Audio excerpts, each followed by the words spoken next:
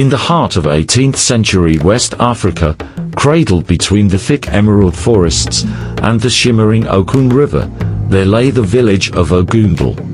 It was a place where drums sang louder than the wind and the people's laughter stretched across the savannah like golden light. The land was fertile, the spirits were honored, and the people thrived in harmony, until the shadows of slave trading crept across their soil. It began with whispers.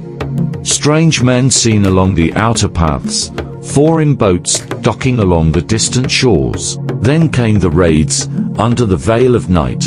Armed slavers descended like hunting leopards.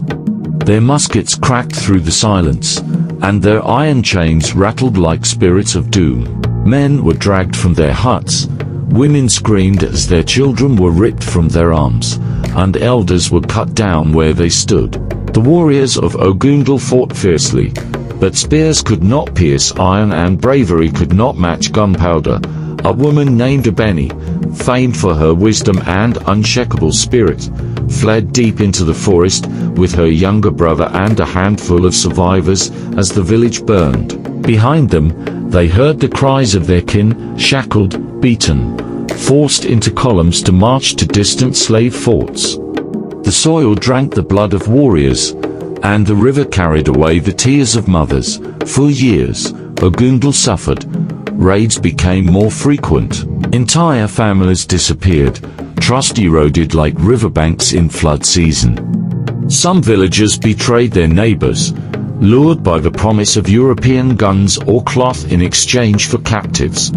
Fear hollowed the community, but Ebeni refused to let Ogundele die. In exile, she gathered those who had escaped: hunters, farmers, and warriors hardened by suffering.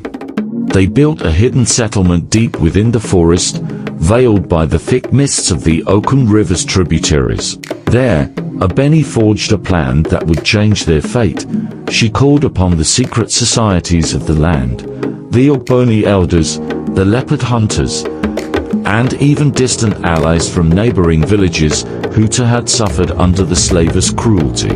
Together, they formed a coalition called the Guardians of the Drums, named for their custom of sounding sacred drums to send coded messages across vast distances.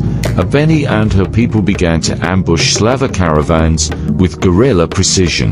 They sabotaged trade routes, poisoned wells used by slave raiders, and smuggled captives back to freedom through underground networks. They crafted powerful charms and traps in the forests.